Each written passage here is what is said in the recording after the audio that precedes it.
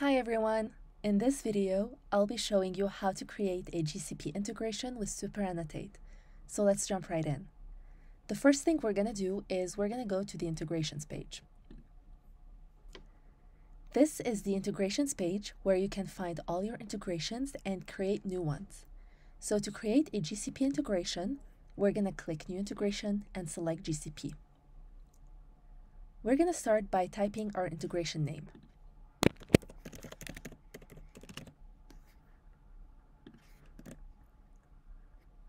For the second step, we're going to choose a team or multiple teams. So you can select all the teams, select multiple teams, or choose one team only. Bear in mind that this step is optional.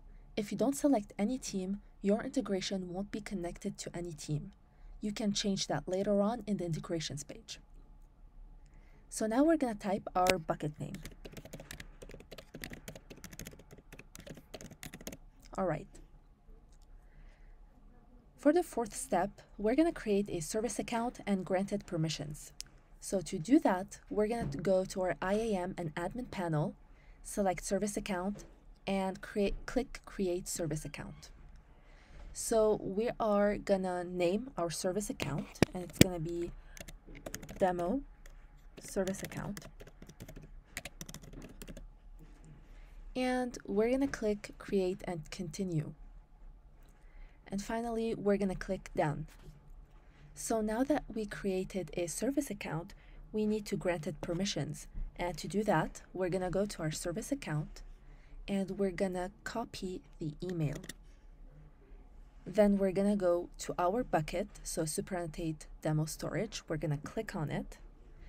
And in the permissions tab, we're going to click add.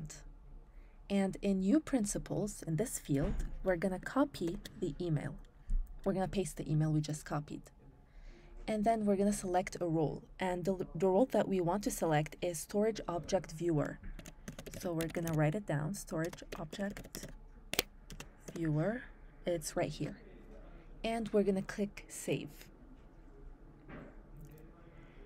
For the final step, we have to upload the service account's key. So to do that, we're going to go to our service account. And in the Keys tab, we're going to click Add Key and select New Key. So the key type is JSON by default. So we're going to keep it that way. And we're going to click Create. Now, as you can see, a file has been downloaded. We're going to go to our Setup page, click Upload, and select the file that we just downloaded. And we're going to click Create. So as you can see, the message says that the integration has been successfully created, and we can test its connection by clicking Check Connection. And it's working.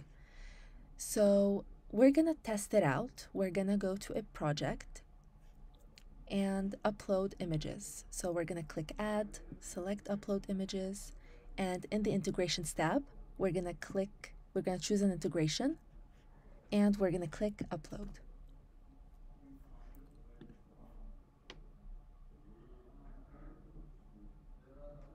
And as you can see, all the items have been downloaded.